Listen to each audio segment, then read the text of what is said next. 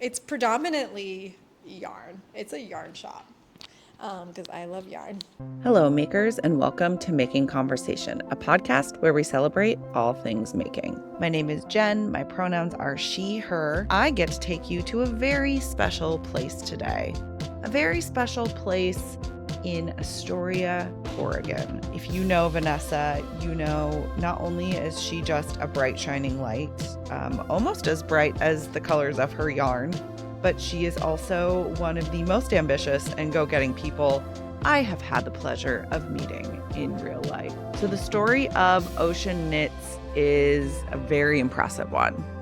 Not only is Vanessa a knitwear designer and yarn dyer, but also now owns a yarn shop and is a marine biologist, all at the same time. What? Anyways, I know you'll enjoy this episode. Thank you so much for being here.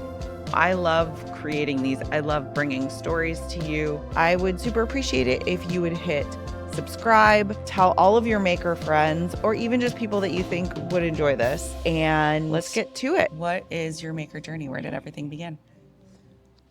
Sorry, my neighbor. You're so popular. Oh gosh, we could go back to when I started learning how to knit from my grandmother and my mom when I was 5 years old. I've always been a pretty creative kid. I've always loved crafts and art. But in terms of ōSHän Knits and Fibres, it began when I was working aboard commercial fishing vessels as a biologist. And I had a lot of downtime working on the boats, and so I got a lot of knitting done. And I made a ton of different patterns. I'm, a little bit more curvy, so I would always customize the patterns. Mm-hmm. And then my local yarn shop in Seaside Yarn and Fiber by Allie, sparked my creativity into pattern writing, which was really fun. And that's what I did for the first 2-3 years of my business, and I had a lot of fun with it. Some of the designs that I have, I'm like, how did this come out of my brain? Yeah. I do so much more now that I'm like, oh, I couldn't even imagine. Downtime on the boats, just had a lot of real focus, quiet moments where I could really think about the process of designing. My background, my career is biology, so I have a very good understanding of math, which definitely helps a lot with designing. Yeah. And then I started getting into yarn dyeing a couple years ago because I wanted to create knitting patterns. So I hand dye the yarn and then I design the knitting pattern around the colors from the yarn, which has been really fun. And I took over my new yarn space 2 months ago.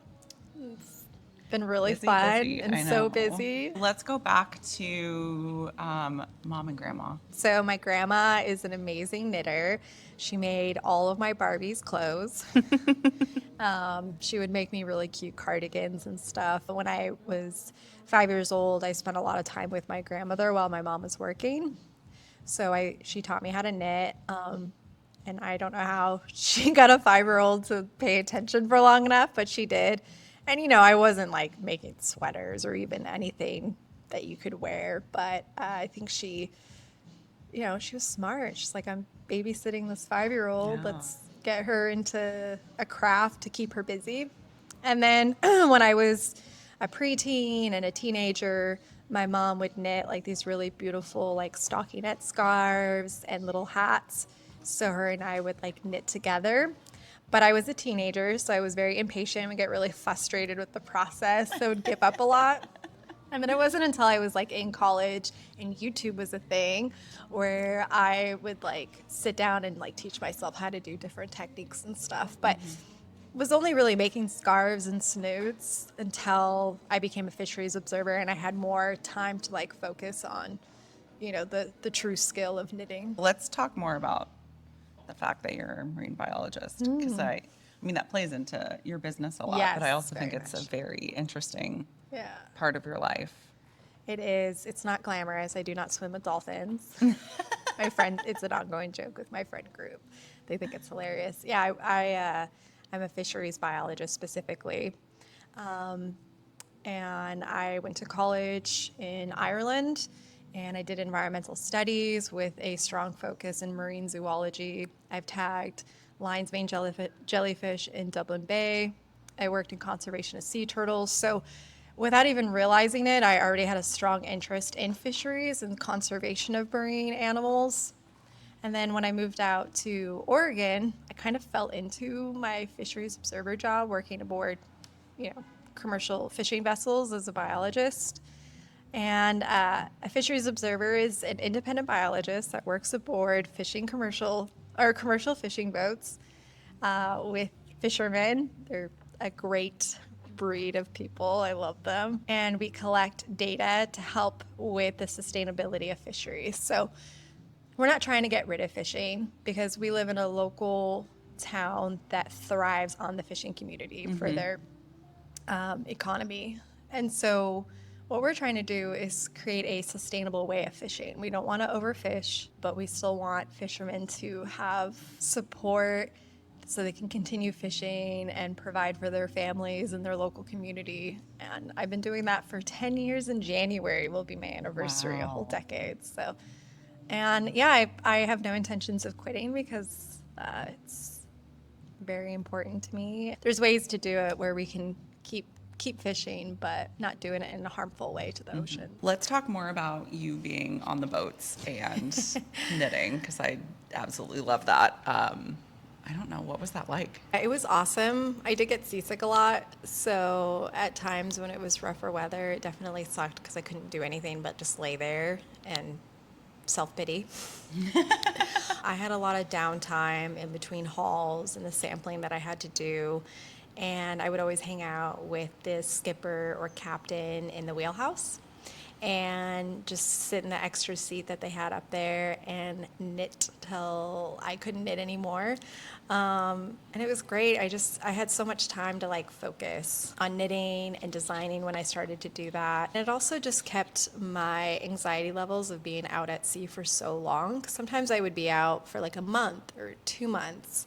And that's a long time away from home. It's really easy to, get depressed and miss your family. So it's just a great way to keep my morale up. Now that I'm a debriefer where I train and manage observer data, and I'm also a support system for fisheries observers, I have created an outreach team with some of my coworkers, and part of that outreach team is my knitting master classes that I do for free. I record a beanie or a cowl, easy projects for observers to learn how to knit, and I'm always encouraging them to take a craft project out at sea to help with mental health that can occur. Bad mental health that can occur on fishing boats. But I had a great experience. I feel privileged that I had 6 years working on boats. It was very hard work. It's made me who I am today. I work full time and I own a business, but I think that hard work for 6 years on fishing boats definitely got me to a point where I'm comfortable pushing myself outside of boundaries. The name of your business. Yes. It started out with you had a different name when you first Yeah, started. back in 2018 when I started my Instagram account, which is ōSHən Knits today. It's still the same account. It was originally called Fisk Knit, because fisk in Scandinavian means fish, and I thought that was cute. But my husband didn't like it. He's like, I don't know, it's not really. I definitely wanted to keep it into the marine fisheries aesthetic that I already had, because a lot of my knitting did occur out at sea. And I was looking up ōSHən in different languages, and then I ended up falling in love with the phonetic spelling. So it's pronounced the same way, ōSHən, but that's why I have the little dash over the line, the capital S-H, and then the upside down E, because it's ōSHən. So it's really fun, and it's really fun to brand too, because it's really unique. But I do get a lot of people being like, ōSHən. It's fun. People think my name is ōSHən too, which if I had a child, maybe. I would not do dog. That. Next dog. Obviously, you sell your own yarn. Oh, yes. Yes. Very cool. Very cool to see my own yarn in a yarn store. Yeah. It's very weird. It's so cool. I already think it's weird that I dye yarn. So it feels surreal to have it in a space. If right now somebody were to say, I will give you $1,000 Oh, geez. if you pick your favorite Favorite color? Oh, that's and easy. weight. Do that for $10. It's 50% superwash merino, 50% silk. This is my PNW collection, which I actually haven't released online yet. I brought it to Flock, and I will bring it to Sacred. And of course, I have it in the shop. Tidal Pools and Mother of Pearl. I think my favorite is Tidal Pools because I love this earthiness of it, but Mother of Pearl on the silk actually looks like the inside of Yeah. abalone. Like, Yeah. it's insane. It's gorgeous. And it's just really, really, really pretty, iridescent. And it's really it's like cool to the touch. So I made a little Sophie scarf in this base, and it's perfect for like summertime, but also in the winter when maybe you're wearing like a really heavy, thick knit sweater and you want to keep your neck cool. How do Yeah. you choose the brands and the colors that you... I- Let's take a Yeah. wander over to the other space here. So, many of you that have been following me along on my journey will know that I adore Wool and the Gang. I even have my own kit with them. I've done a collaboration. When I first started my business back in 2019, and I went out on a 55-day trip, I brought a ton of crazy sexy wool, because originally my business was to make cardigans and sweaters and sell them to those that didn't know how to make them. And then I quickly realized that I hate making the same thing over and over again. Unless it's my Cousteau bonnet. I've made so many of those beanies, but that's different. It's like a great travel project. So of course I had to have Wool in the Gang. I actually have a huge box in the corner that didn't get here in time for the grand opening, so this is all my own stash. Which hey, I'm repurposing it. Hence a lot of black, crazy sexy wool, Yes. which I think is kind of funny. I know you're super passionate about people being able to create garments for themselves, no matter what their body shape type is. Yeah, I'm not just only size inclusive, I'm also shape inclusive, and I try really hard in my designs to create a made to measure that isn't so intimidating to do, because I know, designing your own garment it's a lot of work. Mm-hmm. So I try to make that process as simple as possible.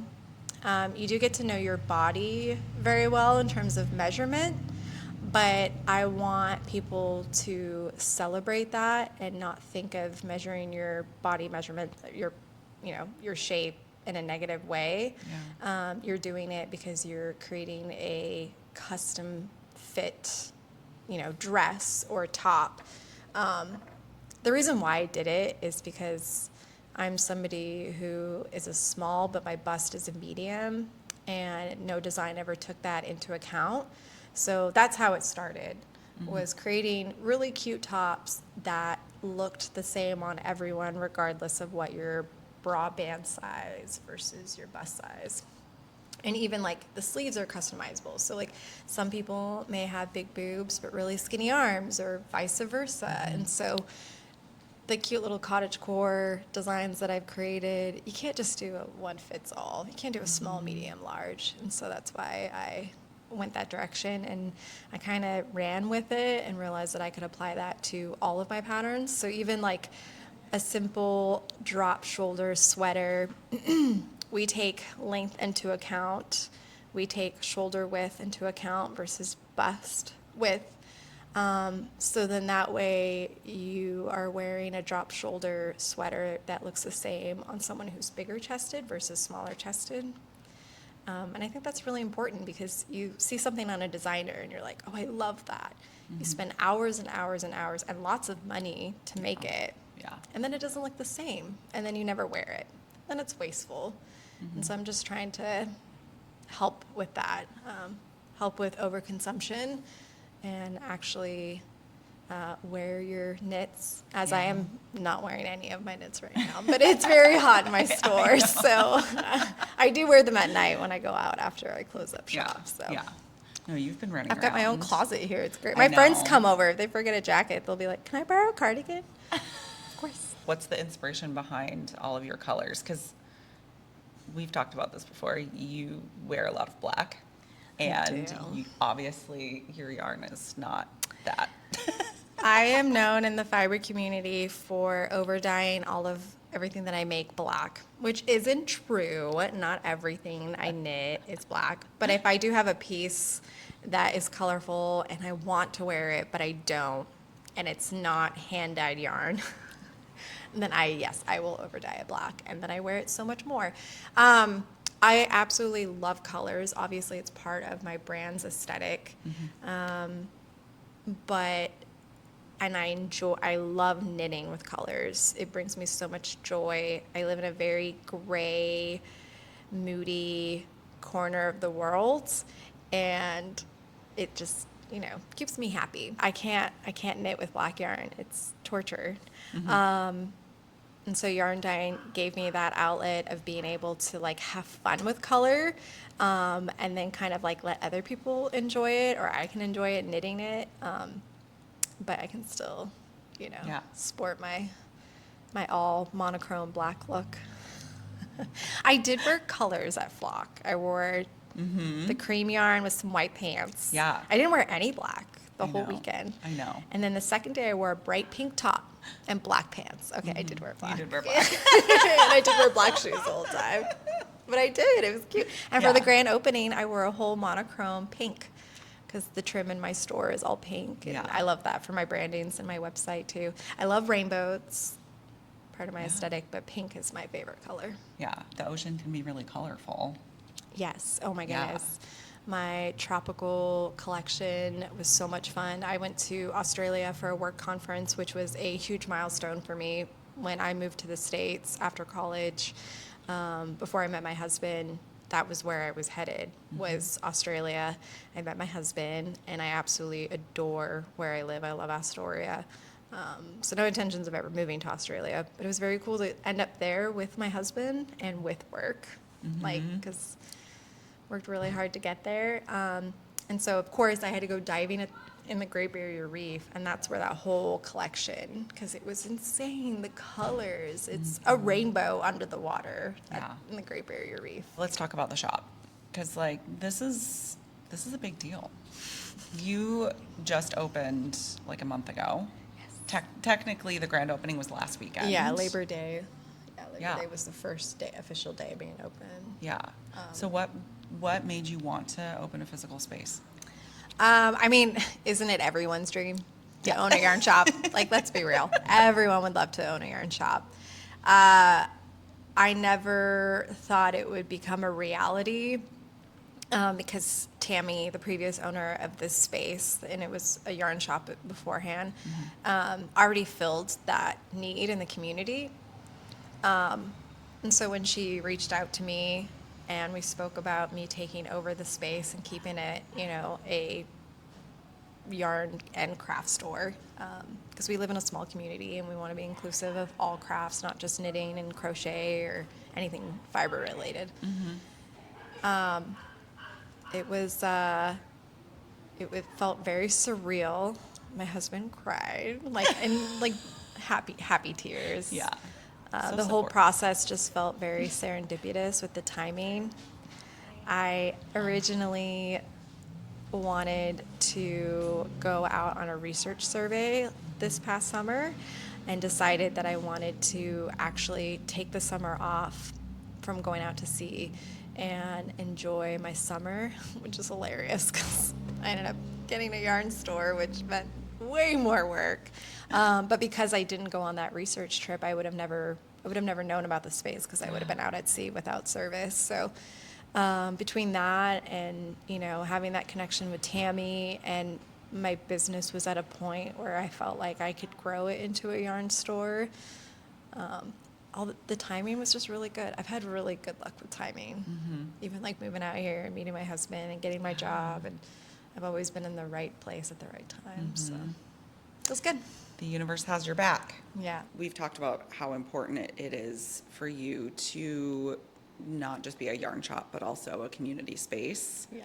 And be really inclusive with all craft. So what are you doing to ensure that? When I took this space over, I really thought about how I wanted to set the store up.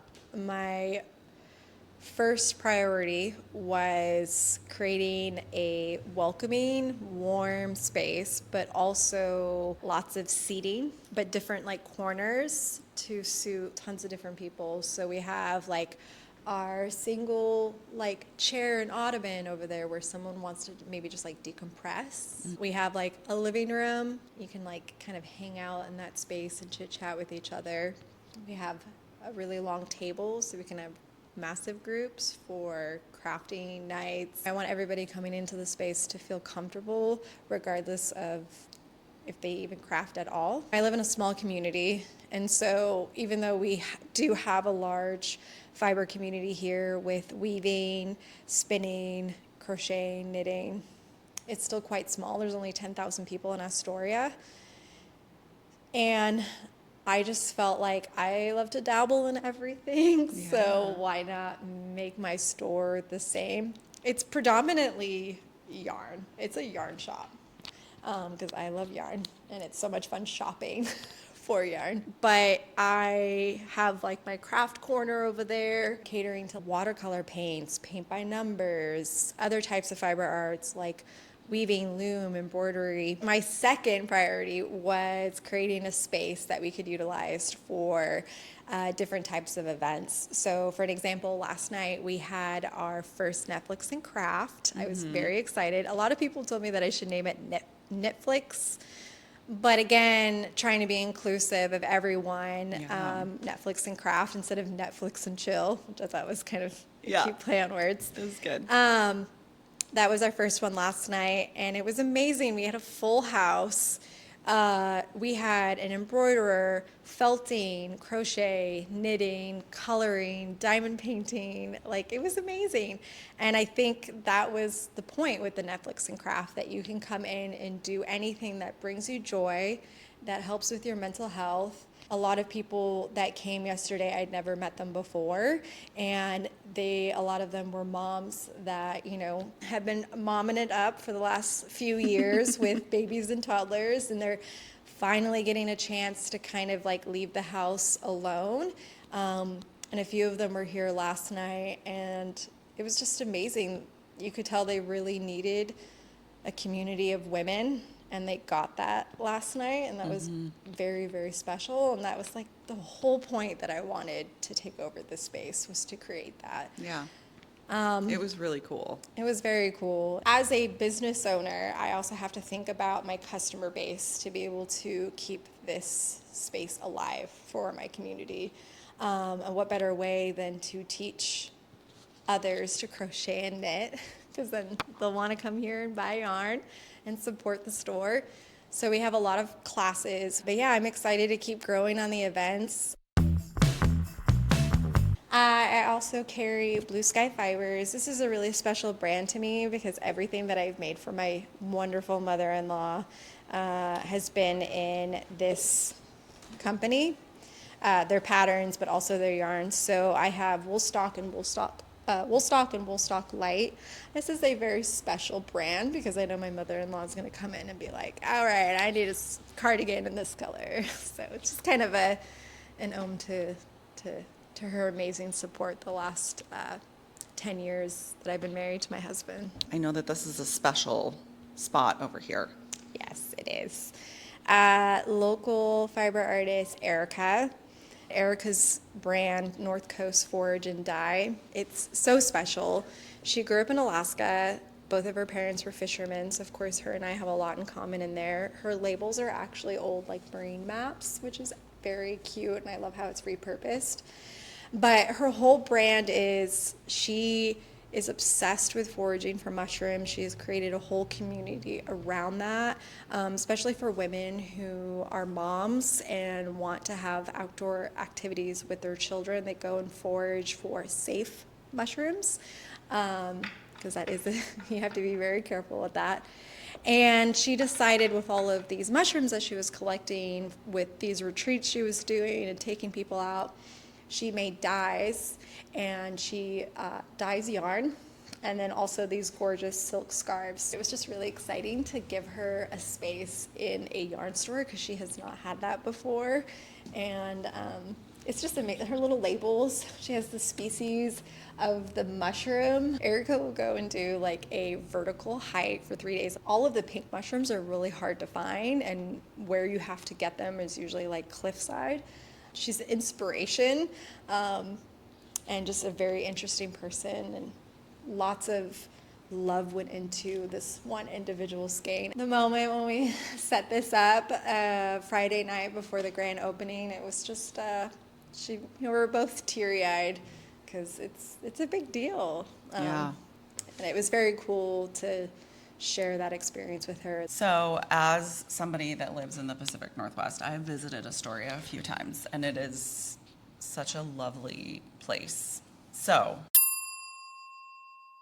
if somebody's like, okay, they're seeing this and they're like, I have to go to this yarn shop, and they want to come and make a weekend of it, what are a few of your favorite things that you would suggest that people do while they're here? There's so many different bakeries and coffee shops. To name a few, Rusty Cup.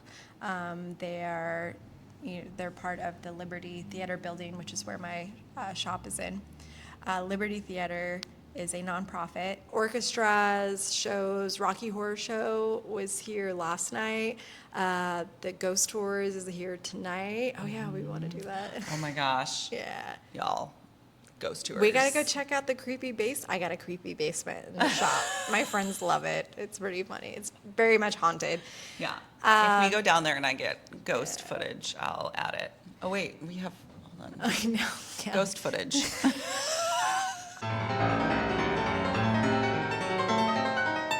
Your shop is really haunted right now. I know, it's so actually it is. Yeah. It's so haunted, yeah. I have to Is it bring- really haunted though? The building, yeah. I mean, have you had stuff happen in your shop? Yeah, so we were having. Did you just hear that? Nah, that's next door. Oh, okay. I yeah. was like, oh my God, something in the bathroom was. My friends came over and we were painting the coffee station and bathroom. We did like a magenta pink. 2 of my friends hadn't seen the basement yet. And so everybody, I think 3 people stayed up here because they were like, I've seen it and it's creepy and it's haunted. And then the rest of us went downstairs to the basement. And we had left the door open and we went downstairs, and as soon as they could hear us like being downstairs, our lamp in the corner started going crazy. And the girls here were like, oh my God. There's a ghost in here. Isn't that crazy? And so when my fans are running, that does move, but not as crazy as it was. Gathered Bakery. Sarah is a genius. Anytime I need a cake, I get her on it. They're originally from Bellingham, and she's just so talented. Not only do her cakes like look gorgeous, but they taste amazing, which is really hard to do. Astoria Coffee House, they've got great croissants. Sleeper is so adorable. So they were originally kind of in this collective space with a few of my artist friends, so that's how I discovered them. And now they've moved to a waterfront location, and they are very much about creating a space for people to come, enjoy coffee, and stay. Do some work, do some knitting, read a book.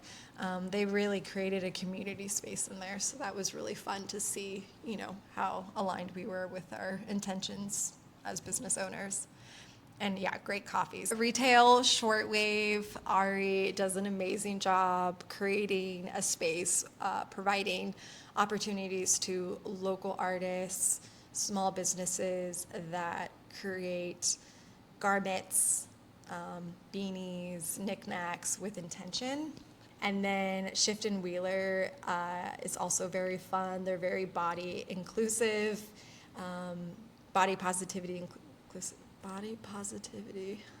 It's been a busy day, and we are at the end of it. Bars, we have. I mean, the town is known It's ridiculous. for beer. Yeah, Tiki Bar, Dead Man's Isle, they're right across the way. I have friends that work there. I know the owner, and they're just the owner of the Japanese portion of Dead Man's Isle. amazing people, and like it's so fun to walk in there and you feel like you're in Fiji or Hawaii, which is so important for mental health when it's been like gray for like a month straight. You just get a little vacation without the price tag. Yeah. Bridge and Tunnel is our local watering hole where all of our friends hang out. It's almost like you walk in there and it's like a cheers moment. This is a question that I've asked every yarn store owner that I have interviewed on the podcast. And I know that you just opened this shop. I'm a baby yarn store owner. If you could snap your fingers and open a second shop anywhere in the world, where would it be and why?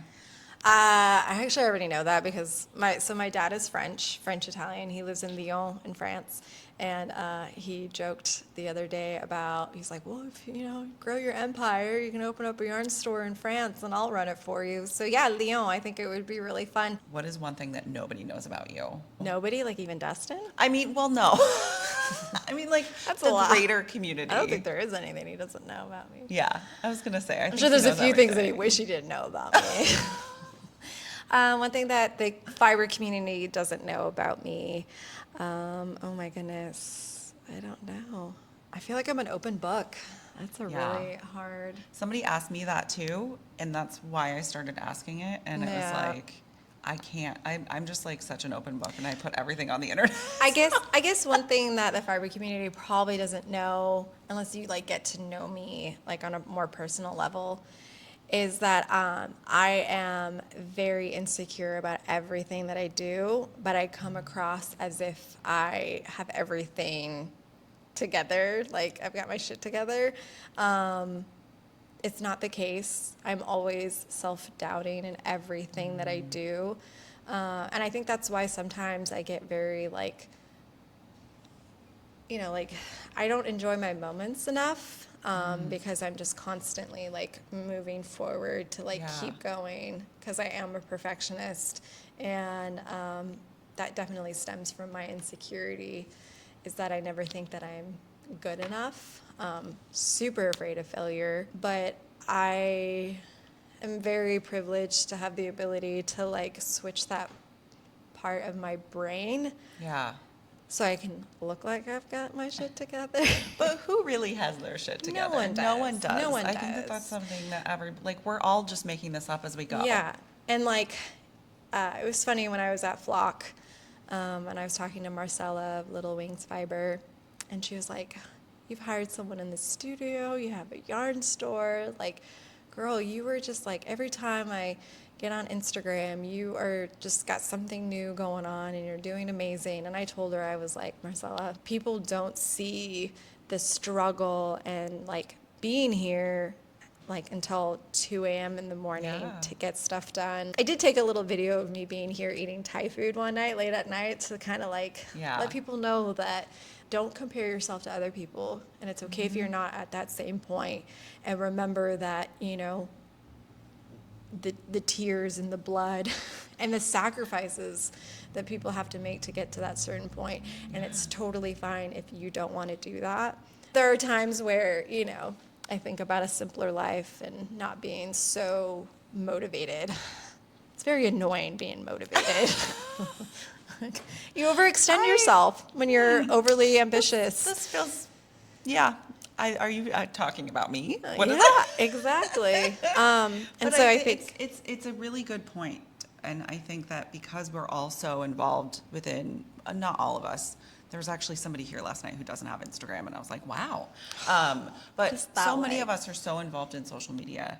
I posted about, my eye and like being in the hospital, and like that's not glamorous, but it's a real moment, right? And like there's definitely been times where, in the middle of December, I'm feeling like the seasonal depression, and I've posted about that, but it's a good reminder that what people are putting out on the internet is not the whole story. For sure. And no matter how much you love what you're doing, things can be hard. I had talked to someone about who was struggling with like what to do with, career-wise. And they're like, I just don't know if I love anything. And I'm like, I don't love my job or love my business every single moment. Yeah. But I just try to focus on the moments I posted it on my story a few days ago. Somebody had taken a video of me cutting the yarn cutting, so ribbon cutting, with Dustin and Daisy, and the huge group of friends and family and strangers that drove from like Seattle and Portland. And I'm like, this is why I've been working 80-hour weeks, is for this exact moment. And it's very special. I know. It's a lot. I'm exhausted. Yeah. But I'm it's also so good tired. It's also good to celebrate moments too. Like, even though it can be hard and you're working really hard, like, you're like, look at this place. It's beautiful. It is. I mean, just even being here all day today, like, we're doing this at the end of the day because there was never a moment where there was nobody in here. Yeah. I mean, at the beginning of the podcast, you'll notice the lighting is different, and that's because it's the only 5 minutes that we had that she had free. Yeah. I think in the early days right now, a lot of people know me from social media, and they're coming in to see this space, but they're also coming to like meet me, and I want to give them my time. Yeah. I'm only here for 5 hours, and I have time to decompress in the morning and decompress after. But while I'm here for those 5 hours, people have driven out here to come and meet me. I want to know their name. I want to know what project they're working on. Well, and that's the whole point of this space. We probably could have had community building. Yeah. We could have probably had a lot more time to do this, but I was like, someone's coming in. I'm like, oh, hey, how are you? But cool. Yeah. Well, thank you for taking the time today. The shop is beautiful, Thank and you. I'm so very proud of you. Aw, I love you. I love you. Okay, yay! Alrighty. We did it. Let's go.